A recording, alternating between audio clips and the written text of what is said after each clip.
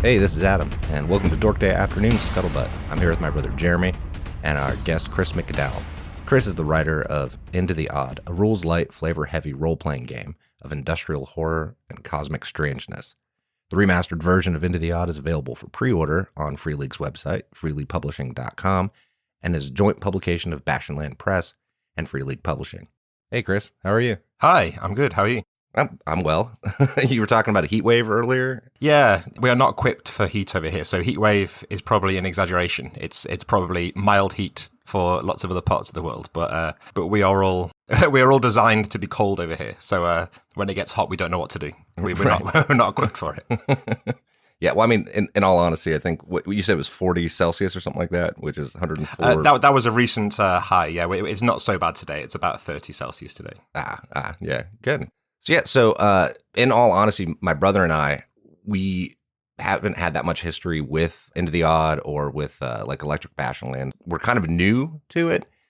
Okay, cool. I think I just bought the book like a couple weeks, 3 weeks ago or something like that. I love it. It's awesome. It's really, really a cool design for a game. I just wondered if I kind of wanted to start with where you started off in RPGs. Yeah. So my sort of background in RPGs kind of starts with when I was probably about 10 years old. I sort of got into like Warhammer miniatures, which I think over here is a much more common way for people to get into tabletop games because it's so prevalent over here, all that side of things. And I was always like loosely aware of D&D as a thing that existed kind of next to this. But it was a good maybe, I don't know, let's say until my later teenage years, until I actually got up to a point where I actually played D&D and picked up the books with 3rd edition. And before then, I'd kind of dabbled with Warhammer Fantasy Roleplay with mixed success. There are some things that I love about that game, but there's a lot that made it very difficult as a first RPG to try and run. And so then I kind of fell into D&D with 3rd edition, and from there I've just kind of always been I've always been more interested in the sort of smaller, like, well, I'm just going to say it, the kind of free things you can just grab online, where it sort of really got a hold of me after getting into D&D. So just trying to sort of try as many different games as I could, and from there it just kind of spiraled into thinking I could do it myself, and just started tinkering around with making games. And Into the Odd, the 1st edition, that was 2000. I started making that about 2011, and that was 2014 that got released in its first form with Lost Pages Publishing. And then since then, I've sort of done Electric Bastionland, as you mentioned, and just now gone back to Into the Odd to give it its kind of definitive remastered version. So yeah, that's my history of the last 30 years, very concisely described. Yeah, it's the abbreviated version. I'm sure there's probably a lot of other games that were left out. Definitely, yeah. Yeah, so my brother and I, we both, I think when we started playing, we were playing Shadowrun way back in like the early 90s. Oh, wow. Yeah, and D&D and earlier than that. And then, but yeah, I think we kind of stopped playing for a little while and then started playing Pathfinder. I think it was probably the same kind of reason. It was like, it's all online. You know what I mean? Yeah, like you can buy the books for it, but it was all online. And so it was like, hey, we could just play it. It's all here. So then when it comes to the design of the game, I guess that was one of the questions I was going to ask. Where did you get the kind of ideas for how the game was going to function? Did you get that from, I'm assuming your experiences of role-playing games previous to that, but like, what was it that inspired the different, like the mechanics? So what I've given a very potted history there, but around the time that before I designed Into the Odd, the thing that I was really getting into was all the creativity that was happening around the kind of OSR blogs and kind of the Google Plus RPG communities. There was a lot of really cool stuff happening there. But the problem is and at that time, most people in that sort of community were running, well, not most, but a lot of them were running systems kind of based on like BX, basic D&D. And I'd never played that because, like I say, I came into D&D with 3rd edition. And so I sort of thought, well, I'll try it. And I don't mind basic D&D, but I also don't really love it. And I don't have like I don't really have any like nostalgic affection for it. And as such, I sort of always found like, I really like all this creativity that's happening around this scene. but I'm not really a fan. I just wish there was more choice in the sort of the games that you can actually use to sort of engage with that. And so the idea came from seeing if I could make something that still maintains some of the feel of that kind of very low level basic D&D dungeon crawling, which is like feeling like things are very dangerous, feeling like you've got to be very creative. There's a lot of focus on like exploration and problem solving. Seeing if I could tap into all that but maybe stripping back as many of the actual mechanics of D&D as possible, because I also am just hugely impatient, and I think I like games that run very quickly, and I like games that are very quick to learn, and most of all, the thing I hate more than anything is trying to teach a game. Oh, yeah. So a lot of the design was made so that I could hopefully teach it as quickly as possible. That was definitely high up on the goal. So yeah, so as a result, it's much simpler than kind of basic D&D. It might not be easy to see that DNA if you look at it now, because a lot of it is different, but it sort of did come from that kind of starting point, and just try to strip it back as much as possible. Right. So just kind of streamlining the rules and making it so it's more versatile and kind of freeform than like rigid, like this feat does this and X does that, and sure, all of those extra complicated things, right? Yeah, and the other thing was that there were lots of rules like games out there already. So at the time, one of the ones that I really liked, which I actually played this week, is a game called Searches of the Unknown. I don't know if you know it. So it's basically a one-page ultra minimalist version of D&D. And when I played that, I really enjoyed the way. I'm not saying I would want to play that as my only game ever, but we played it as a bit of an experiment, and it sort of makes you play in a different way, because you can't rely on. You've got hardly anything on your character sheet. You've got like an armor class, a couple of weapons, and that's kind of it. And as such, the players were just being really creative, and it felt like a lot of fun, and it felt very kind of immediate. So there were lots of games out there that were already doing that, but I also wanted one that those games tended to be quite generic, and like you say, quite sort of left open for you to do whatever you want with it. But I wanted something that had like a setting kind of baked into it already. That the pretentious phrase that I use now is rules light, flavor heavy. Right. Which I know there are other games that do that, but I feel it's been a little bit underserved. There's a lot of like big, heavy games that have this rich flavor, like I said, Warhammer Fantasy Roleplay, that's just, it's full of flavor. Like, I remember reading through that and being so excited to play it, but the rules were such a slog for me to go through. And yeah, so the other goal was to try and have that ultra stripped back minimalist set of rules, but still have enough kind of flavor in there that somebody who's looking through it, who maybe doesn't even play RPGs, would still find it interesting and inviting, and think, oh, this is an interesting place to read about. Yeah, no, yeah, I totally get that, because I know that Warhammer, there's novels and novels and novels of, fiction and setting, and just that's a very extensive like world that was built around that game. Yeah. Did you ever get into like the minis, that side of the Warhammer thing, or was it just like the RPG side? Yeah, so it was the miniatures that got me started, really, because it was like a sort of show and tell day at school. So I must have been about 10 years old, and I would have been like in the penultimate year of like elementary school, I guess. I'm sure I think it's a different age system over there actually, but I was in the penultimate year of the equivalent of elementary school, and one of the kids from the year above for show and tell had brought in like all their Warhammer stuff. So they brought in all these miniatures and White Dwarf magazines and all these books. And I'd kind of never seen anything like it, because it was obviously pre-internet. And I lived in a very small town, so I didn't have like a shop that was selling this stuff. And it was like, as soon as I saw that, I knew almost straight away, like, this is going to be my thing.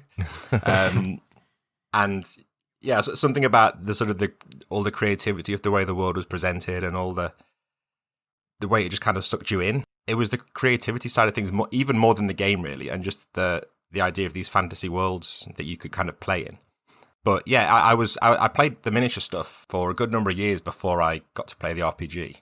And I kind of wish that I'd discovered RPGs first, because it's a much better fit for my level of painting and, and my level of strategic talent. So I feel like I'm confident in saying I'm better suited to RPGs than I am to miniature war games for sure. Yeah, because of the tactics and the tiny little attention to detail on the painting, both of those two things together. Yeah. I've never been really good at painting. If I tried to paint little miniatures, I'm pretty sure I would break all of them, and not while painting them, but because I'd be angry that I was messing it up. I'm pretty sure that's how that would play out. Yeah, and again, this is like old man complaints, but like there was no YouTube to tell me how to paint, so I've got right. I'm looking at on my desk lamp that I have on my desk here. I have a couple of the very first miniatures I painted when I was 10 years old, glued to the lamp as a constant reminder of the shame. They're not a high quality miniature. It's like an award. Like what's that one they give to the movie stars? Like the worst movies or whatever. Yeah, like the Razzie Award. Yeah, this is. Yeah, the Razzie. That's it. That's the one.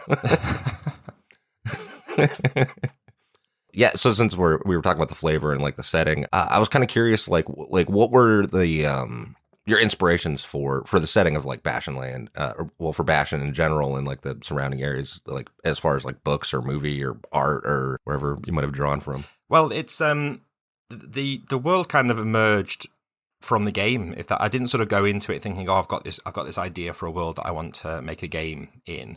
I knew that I wanted to make a game that was about exploration, problem solving, and that kind of early level, low level D&D feel. So from there, it kind of I started off just thinking, oh well, while I'm just building this game, I'll just make it like a generic D&D world, and then the things that changed sort of happened for game reasons. So I thought, well, it'd be interesting to move the time period, because I mean, D&D's time period is quite difficult to pin down, but you could argue that it's either medieval or like Renaissance or early modern. I wanted to put it in kind of a more industrial feel, something that felt more modern, because I wanted to sort of touch on like a sort of a horror feel as well. And I think it's much easier to make things scary when you've got a more relatable world in the kind of the normal world, and a kind of a sort of post-industrial revolution world where you've got people living in cities, people who have jobs. These are things that feel a little bit more relatable than being like a medieval peasant, which is kind of quite difficult for a modern mind to understand. Right. So it kind of ended up moving into this industrial region because of that. And then everything else kind of grew out of the need. So I did have sort of lots of cities, and I had a kind of idea of doing like a map. And then I thought, well, no, if you go into a city, all I need is one city. There needs to be the city. And then that sort of grew into this idea of, well, if there's just one city, what does that mean? Is it that this is literally the only city in the whole world? And does it mean that it's impossibly sort of large and it can't be mapped because it's always changing, and it can kind of do anything that you need a city to be?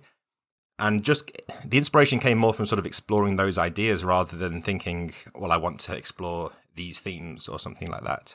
And same with the kind of the wilderness region, which is called Deep Country. And sort of the further you go away from the city, it's almost like going back in time. That kind of emerged from the idea of I wanted to be able to use any modules that I had. So if you have a module that feels very medieval, you can say, yeah, that's fine. That's happening out in Deep Country. You can get a train and then a boat and you'll be there. It's kind of a balancing act because you don't want it to just feel like a kitchen sink thing where there's no consistency to the world. So I tried to sort of balance that with the sense of it still having a unique kind of flavor and like a kind of a singular voice sort of going through it. Yeah, it's one of those things I really love the setting. Like, I mean, in my head, and you could probably tell me I'm wrong, and that's fine, but it definitely had that like late 1800s kind of feel to it. Sure, was what my impression of it was. So like kind of on the verge of like steam power, but not. Yeah, just kind of in that. And the thing is, I didn't want to create sort of. I mean, you know, I know you're just joking, but I would never say to someone, "Oh no, that's wrong." The whole point of this. The whole point of this setting is that it's going to be different for different people who run it, because we all have different ideas of what a city is. And if, you know, I live in Manchester, which is a relatively big city in the UK, and I've spent quite a lot of time in London. So I'm probably drawing on those cities for my kind of vision of Bastion. But if you live in Malaysia and Kuala Lumpur is your idea of a city, or if you live in India and Delhi is your idea of a big city, then it's going to create a different feel. And I wanted to kind of leave things open enough that people could do that, rather than kind of pinning it down and saying this is how it is, and you can't sort of apply your own ideas to this. And the idea of like a time period. You've said that it felt like kind of late 1800s. Mm-hmm. And I've been kind of careful to not pin it down too much, because I want people to be able to, again, if you're really interested in like the very start of the Industrial Revolution, you could probably use this for that. But likewise, if you're interested in doing something more 20th century, you can probably make that kind of fit as well. It's, again, is that balancing act between kind of being too generic and being too specific. So it's, I try to sort of give ideas and sparks and a bit of framework, and then let whoever's reading it kind of interpret it in their own way. Yeah. Weirdly, like as far as a setting goes, that almost works well. Like when we were talking about horror, because I've always found that horror is better when it's not as specific anyway. So it's almost like the setting has that same kind of feel. Like it's the more vague it is, and the more that's left up to the individual's imagination of like what you can create in your own head as the reader, it's kind of better that way. I feel like other people can come up with something better than what I can write, basically, is what I'm saying. Yeah, and I mean, but at the root of it, RPGs are essentially about filling the blanks anyway. Like, it's not like a video game where you can create this perfectly crafted, like, character that looks a very certain way, and that's what your character looks like. It's like, even if we're both playing in a game and you describe your character to me, the way I imagine it, your character isn't going to be the same as the way you imagine it. Right. And I try to kind of lean into that, because I think it's kind of, if you're running the game especially, it's probably like, being able to improvise, I think, is probably the most important skill of a GM, I would say, in my experience. Yeah. If you get comfortable doing that early on, it makes things a lot more satisfying in the long run. Whereas I think if you play a game where everything's very rigid and pinned down, then when you inevitably hit a point where the players do something unexpected, you're going to be floundering a little bit, because you're so used to having your questions answered that you think, oh, I don't know whether I don't want to do it wrong. So with this, I kind of want people to know there's no wrong way to interpret the setting. No, it's funny you bring up the GMing thing, because I totally agree, because there's it's a weird balancing act sometimes between like, oh, the player wants to do this, and you're like, that's not even close to what's in this room. Like, where are you getting this from? I was going to ask about the mechanics, but I think you kind of answered that question, because I know you said you you were trying to keep it as streamlined and just kind of. Yeah, so I wanted it to be like simple, but I when I say quick, I also mean like literally quick. So one of the big changes from something like D&D is that combat is very fast. Mm-hmm. I think I've spent a lot of time playing D&D when you're playing a combat and you kind of already know how it's going to end, but you're just like going through the motions a little bit, and you think, well, we're probably just going to be sat here for at least 10 minutes just finishing this combat that we kind of know how it's going to go. And I really wanted to avoid that. So you've got the big kind of mechanical thing that's different is the idea of there's no rolling to hit. You just roll for damage. And armor will protect you some of the time, but for the vast majority of cases, every attack is going to cause damage to the person you're attacking. And that was something that as soon as I started trying that, there were some issues to begin with, but then from kind of fine tuning it, I've found it very difficult to go back, because it has two effects really. It does make things run more quickly, and you don't have those turns where it's like, oh, I roll, I do nothing, I miss. Or like you do something and like, oh, well, you cause a kind of inconsequential amount of damage and we move on. It means that every attack is kind of significant in most cases. But also it means that weirdly combat is more predictable, because you haven't got that swing of, well, I might miss, or I might hit, or I might cause a critical hit that suddenly causes this explosion of damage. You kind of know that if you're rolling a d8, you're going to be causing between 1 to 8 points of damage to your target. And although it does make it dangerous, it also makes it easier to sort of assess the danger and to assess your chances of how are we doing in this fight? Do we stand a chance of actually winning this? So yeah, I've found that kind of thing really suits my style of play, and that's probably the single biggest like mechanical change in here. So then, just because we haven't sat down and played it, we're actually planning on playing through it probably here in the pretty near future. I'm just curious, like, so the combats don't turn into these like 2 to 3 hour long like back and forth tactical movement type things. I'm assuming since you're saying like your intent was to make it quick and decisive, that it's probably closer to the way real life works versus like the standard. We're going to spend 5 minutes traveling and 3 hours fighting. Yeah, that exactly. A normal D&D game works out into. Yeah, because I mean, I do like combat in an RPG, but I don't want it to be like 90% of my game. If I want that, I'll play like Warhammer or something. Like I'll play a dedicated miniature combat game because it's more equipped for that sort of thing. But the thing that I wanted to encourage was this idea that because you know that combat can be deadly and it's going to be quick, I wanted combat to always be a choice. It wasn't just you walk into a room and now we're going to do combat, so roll initiative. I wanted to encourage the idea that you have to plan, and because you really want to get the first attack, because every attack causes damage, and you really want to have more people if you can, because that's really useful. You really want to protect yourself from being attacked back if you can. And these all sound obvious, but I've played so many D&D games where you kind of stroll into combat without really having a plan. Because you feel like, well, I've got armor class 17 or whatever, I'm probably fine. But I think from doing this, it does feel like players spend a bit more time in that kind of planning and really deciding if they do want to fight and whether it's worth it, because there's always that risk, but it goes both ways. There's always a risk that you will die, but you always have a chance of, even like really big opponents, if you plan, you can sort of whittle them down, sort of if you have a good plan. So yeah, that's right, what I was kind of aiming for. I guess that kind of brings me to when you're building those encounters, how do you balance them? You know, Pathfinder and D&D have like the CR system, and you go through all that, and you're balancing that encounter to not completely destroy your PCs. So I'm wondering, like, is that even a consideration, or do you just go, all right, it's going to be this creature, and if they fight it, there's a good chance they might all die, you know, like or how do you make it from being either too hard or too easy? And I'm just curious, like the mechanics behind that, even though I know it is like a mechanics light system. So if I wanted to be like edgy and controversial, I would say that I don't balance encounters. And strictly speaking, I don't. I generally just try and make things, the way that they should be. So if I'm making a dungeon for brand new characters and I want there to be this big, huge monster in this room, then I will make them the same as if it was at the end of a big, long campaign where the players are a bit more advanced. That's just another sort of side to the coin of what I was saying before about I always want combat to be a choice. So if I'm making, let's say, a dragon for the sake of like making things kind of obvious, if I want to put like a black dragon in this dungeon, and I make it and I look at it and I think, well, there's no way the players are going to actually kill this thing in a straight up fight. You know, I can give it loads of armor and I can give it a really powerful attack. One of the key principles that are in this book for the guidelines for how to run the game, one of the key principles is that the more dangerous something is, the more obvious it should be.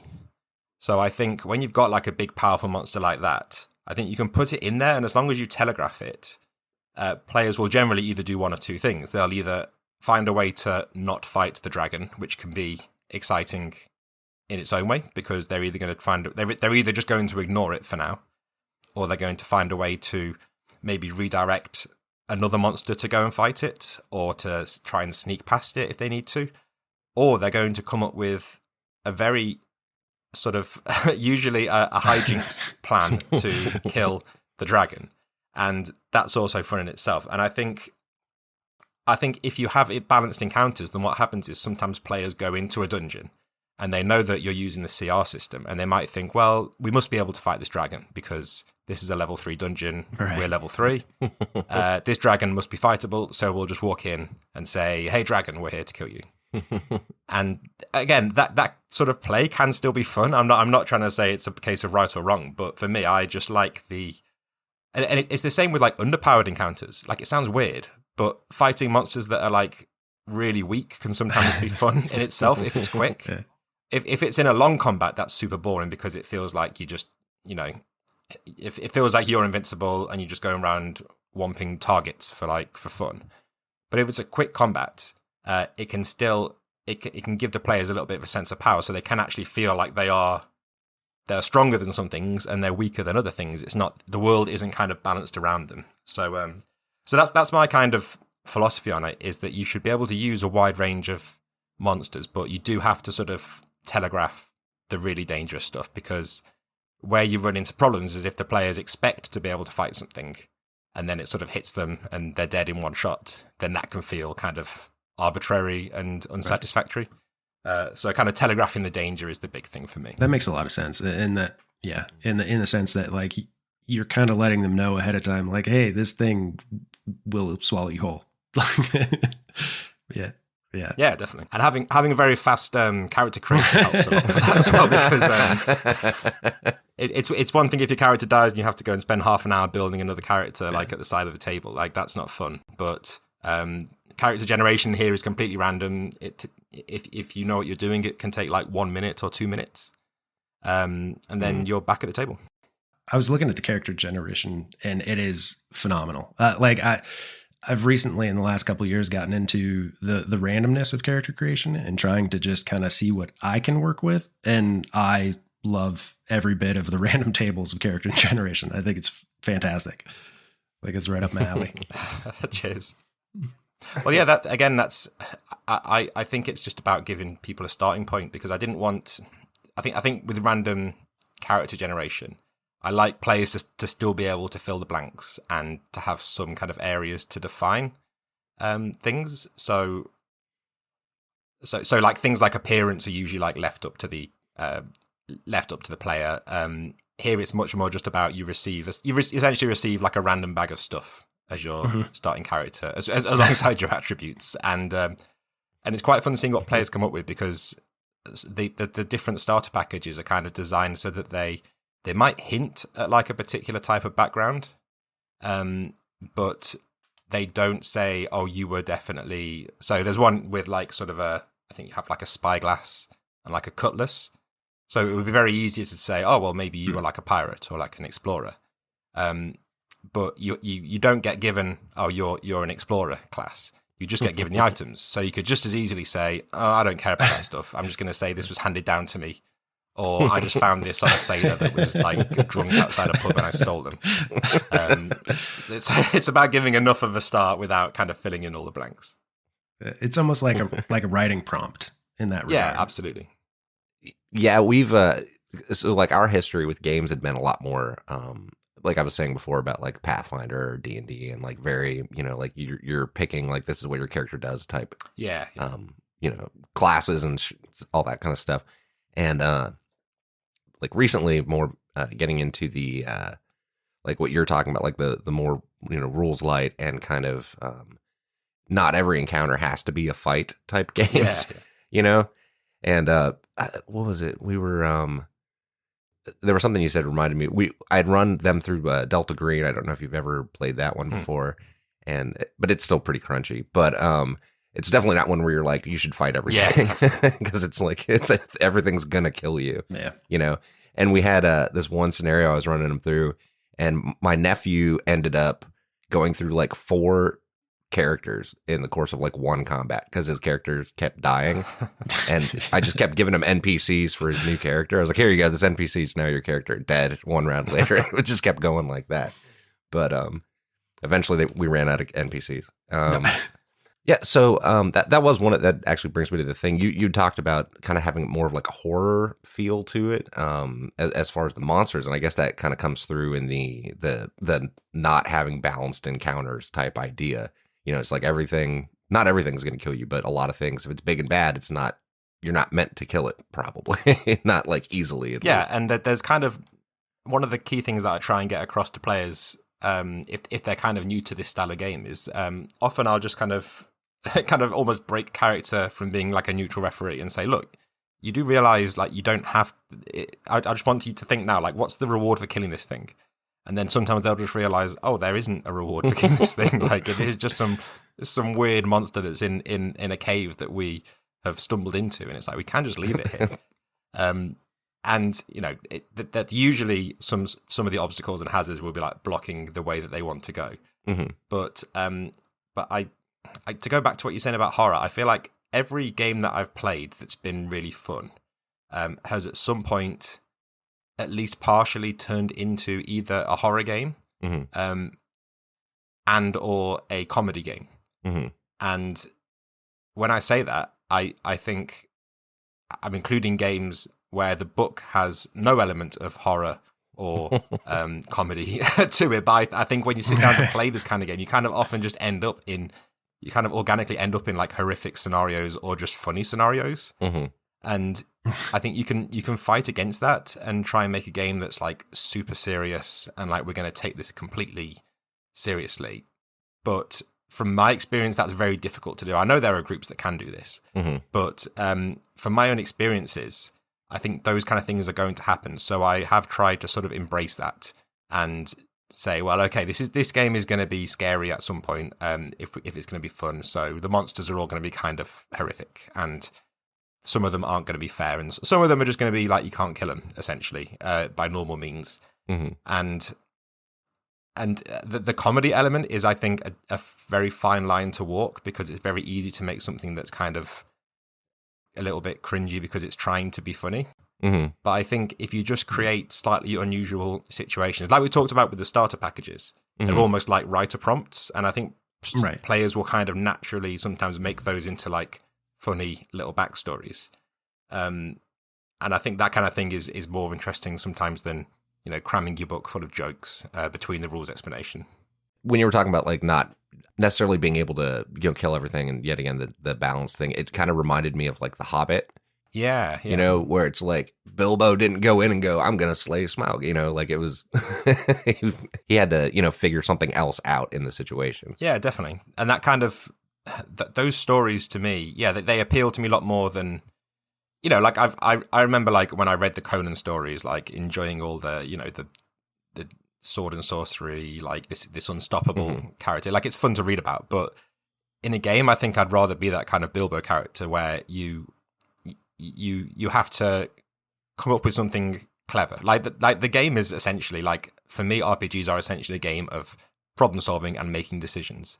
And for the most part, like, Conan doesn't really have to solve many problems, because the sword is the solution, which is fun for a story or a film. But for a game like for a tabletop RPG, which has the sole unique factor of you can try anything, it seems like a shame to limit the player in what they can do, because it's the one thing that our tabletop RPGs do that you can't do in a video game or a board game or a miniatures game, in that you can try anything. So I think wherever possible, I try and create situations where different groups will try and do different things. So if you run 6 groups through the same scenario, you might end up with 6 different kind of solutions that they come up with. And that's much more appealing to me than making something where 6 different groups all just kind of fight through the same scenario in the same way.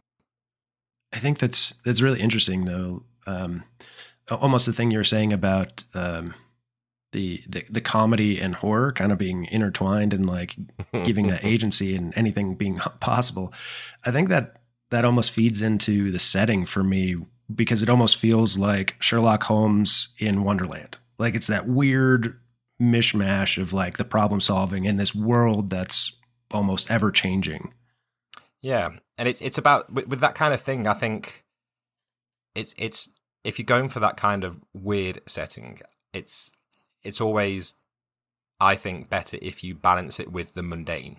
If you kind of have the mundane to kind of, this sounds terrible, but dilute the weirdness somewhat. Because if everything is weird and crazy, like if you're on a Planescape game and you're in like the plane of limbo and everything is crazy and your whole campaign is set there, I think it would probably kind of lose its impact after a little while.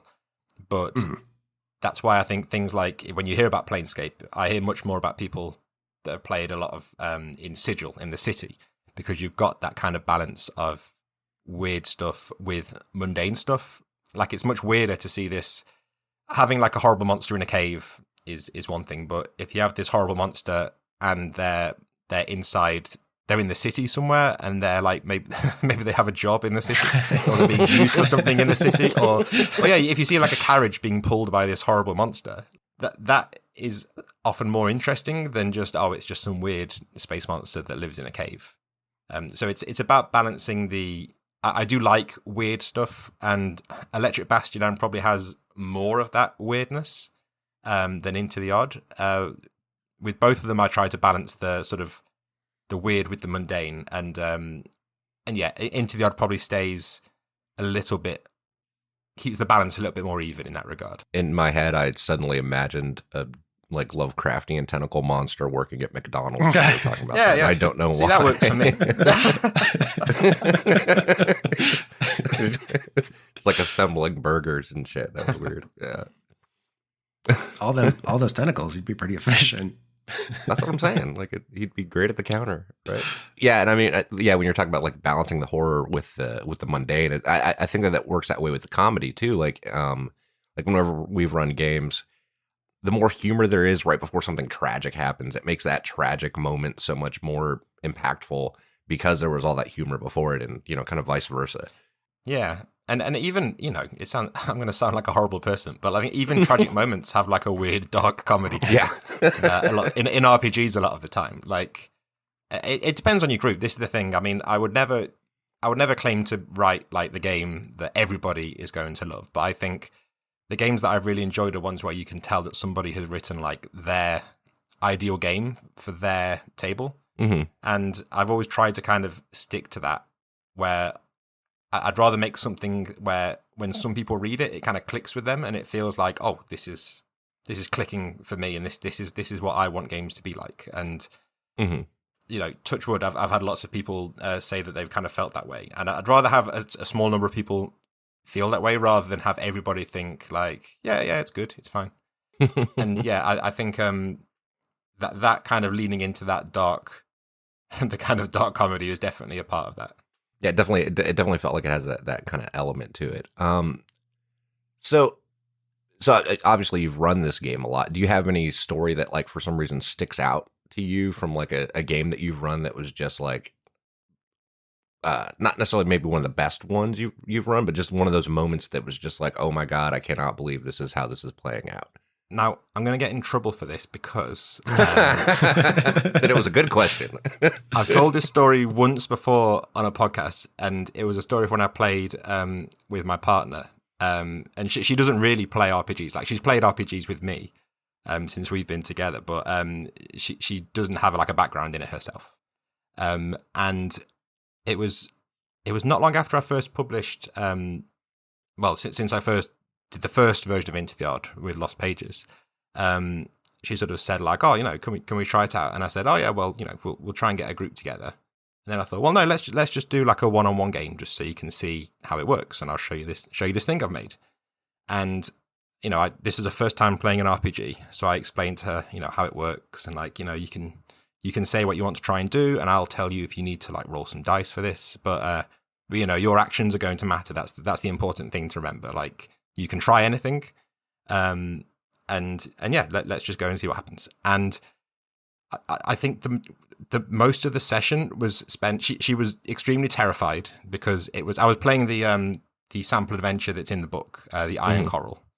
So she was very carefully going into the dungeon, but her main fear, because the game kind of starts with you having arrived on this coral growth that has come out of the sea, like this metallic coral.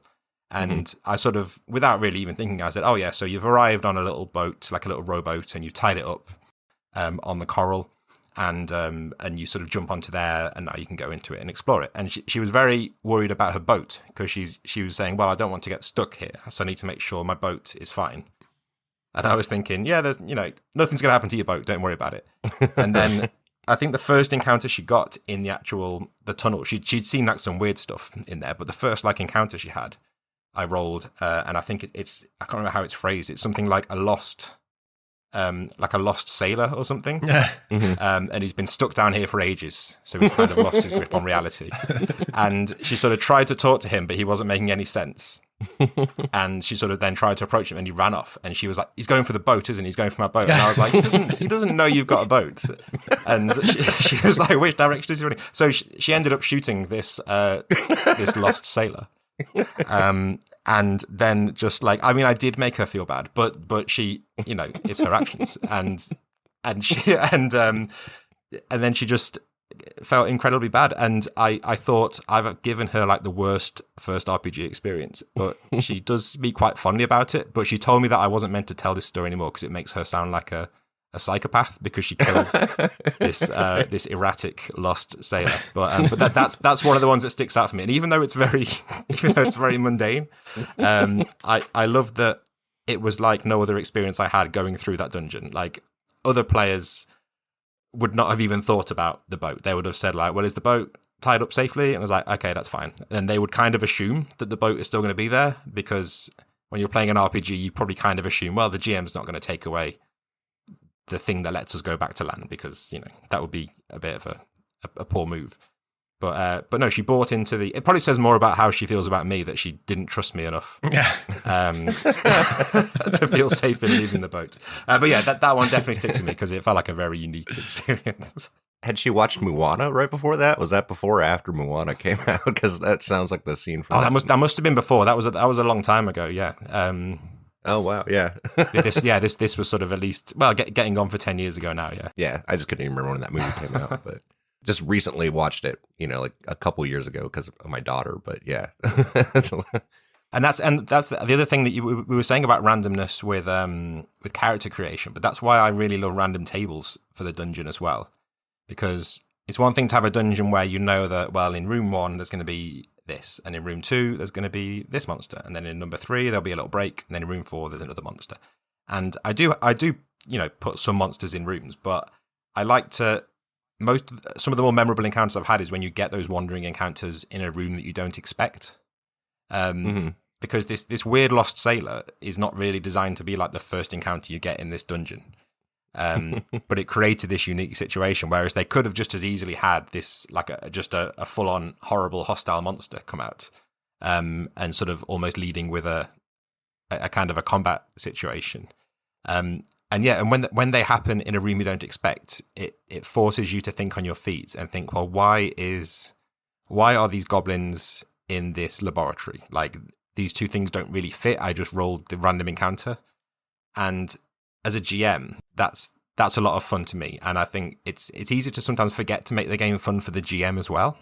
Mm-hmm. You can get so focused on making the game fun for the players, mm-hmm. and I think it's good to have those little sparks of things that are still fun for the GM to kind of discover as they play as well. And encounter tables this is hardly new technology, but it always surprises me how many games and scenarios don't have like wandering encounters. By the way, I will say that I don't think that sounded like a psychopath behavior. It totally made sense that a lost sailor... I'll tell her that. Well, no, because I'm not going to tell her that. I told this story. She's not going to listen to this. But no, it doesn't sound... It sounds totally rational. Like, it makes sense. It's like, I'm worried about my boat. He could have been going for the boat. Yeah, you don't want to get stuck. What? He probably got stranded because his boat drifted off. True. Like, it just makes sense, Or someone else stole his boat. Right, the last person stole his boat. This is an ongoing boat stealing. I mean, they could have just shared the boat and gone back to shore together, but no, obviously not an option. Well, he ran off. That's suspicious.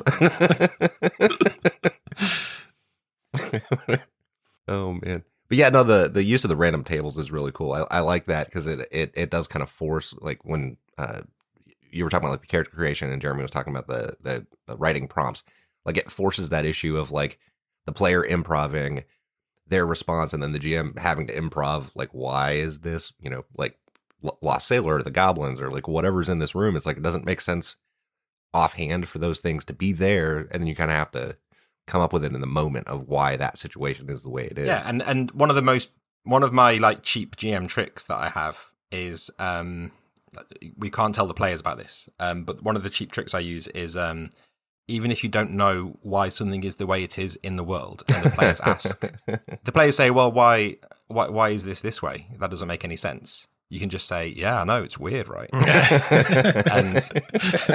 and it sounds like a mystery they should be investigating, but you just know that you don't know. And it's really good for like if you're playing a game and if you're playing a game with someone who feels like they know the setting better than you. So if you're playing a Star Wars game and you say something like, "Oh, well, this person is carrying this type of weapon," and they say, "Well, there's only 3 of them in existence. How does this random guy have one?" And then you can just say, "Well, I know, strange, isn't it?" And yeah, it's a great tool. Yeah. Yeah, that and the cool part is a lot of times the players will come up with theories and they'll start throwing them out and you can be like, that one. That's the good one. Yeah, no, I do that all the time too.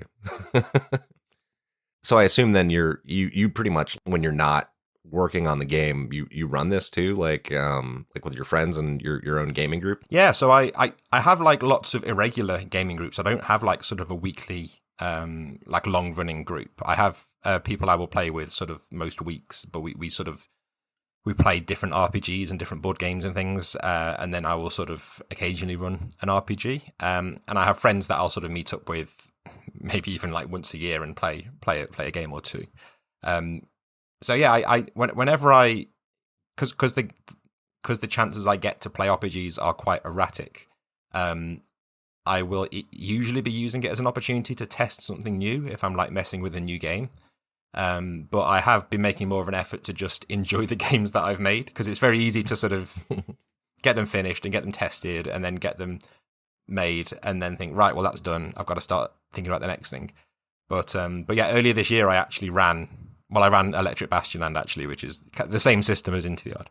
And it was nice to just run a game that I wasn't trying to fix or trying to like develop at the same time, and just actually enjoy the game. So yeah, I'm making more of an effort to do that. To not be playtesting, but to actually just get to play it. Yeah, exactly. Well, I would be hoping not to find any problems because it's too late at that point. So yeah, just like relaxing into the game. Something you said there leads me to another idea. You were saying you guys play other games and board games. What other games and board games are you guys playing right now, or do you play? For board game, we play a lot of like social deduction games. So I go to like a regular kind of board game meetup group here in Manchester, and it's on sort of every week, and I'll play with like mostly, well, maybe like 50-50, the same kind of group of people, and then like newcomers. So because it's kind of a fluid group, we tend to go for the lighter kind of things rather than like settling in for like a big like 6-player 4-hour game. So yeah, a lot of social deduction and kind of and that kind of game, really. I think this is about as light as it gets, but Skull is a big one for us, and sort of anything in the sort of the family of like the Resistance and Avalon and Quest and all those kind of role-based social deduction games are a lot of fun to play. There was one I think where it was like a werewolf one that I played. I can't remember. Oh, like the One Night Ultimate Werewolf. I think so. Yeah, where you're trying to guess who the werewolf is. Yeah, well, there's like a million different versions of this now at this point. But yeah, that whole family. Yeah, there's a lot of cool stuff in there. But that's kind of the kind of game you're talking about with the social deduction, that's right? Yeah. Where you've got like you got a number of people who are like the secret traitors, and you're trying to by some means like work out who it is. The thing is that's always quite a good one with new people. If you've got like new people joining the group, because it kind of you can almost play a role, rather than sitting somebody who's new to the group down to play a very intimidating board game.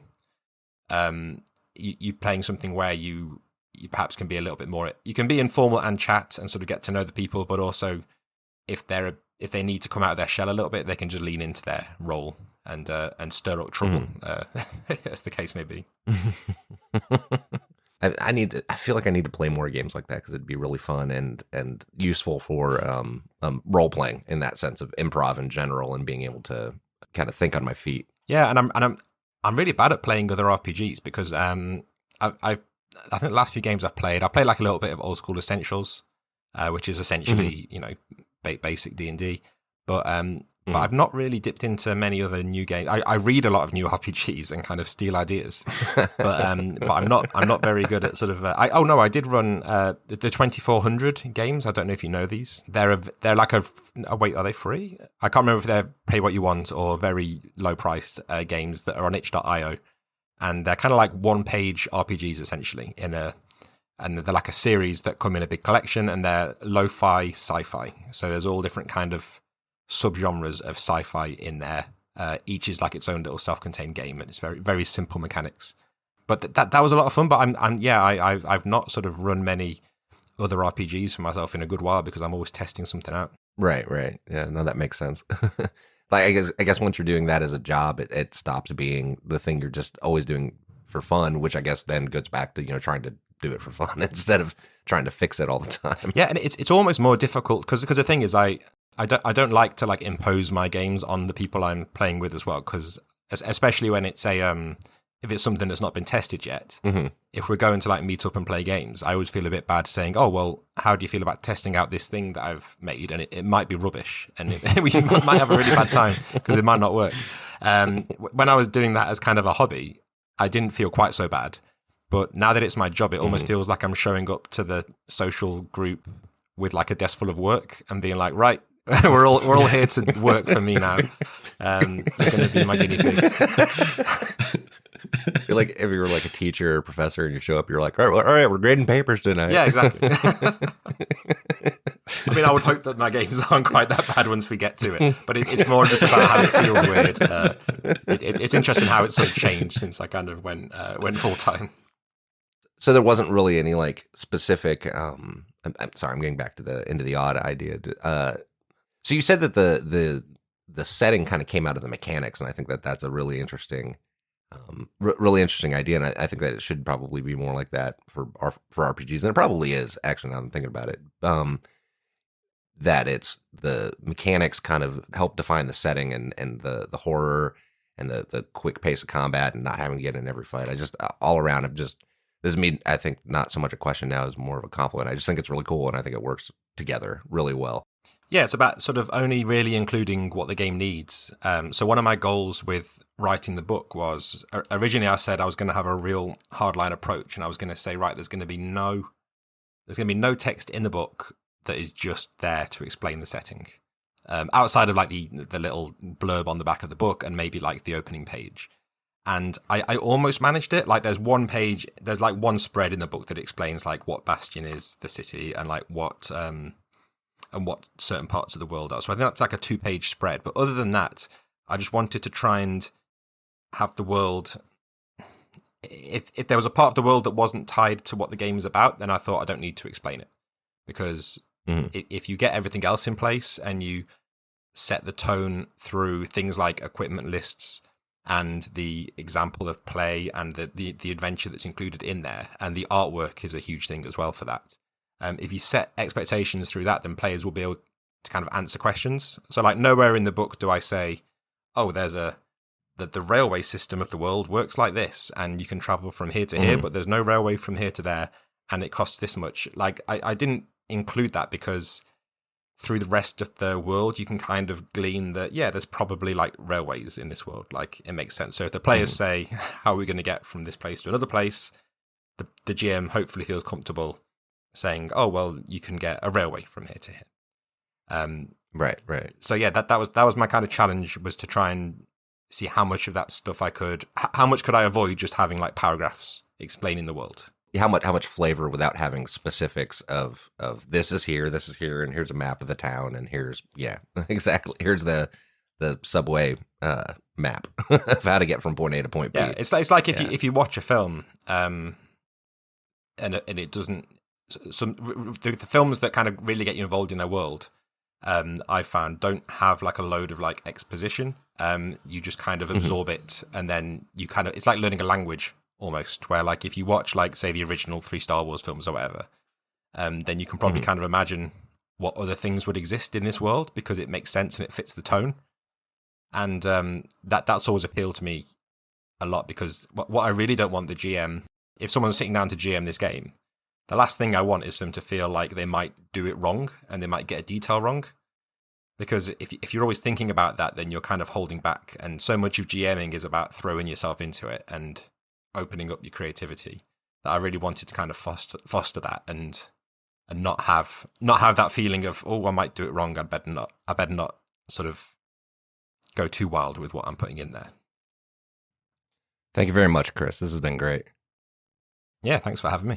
So check out Into the Odd. Chris, will you tell us where they can find the game? It's available on the Free League site for pre-order, and also everything else related to Into the Odd. Everything else is on bastionland.com. So if you go there, there's links to like the Discord server and things like that to get a bit more information about the game if you are interested. Thank you again, Chris. Cheers, thanks.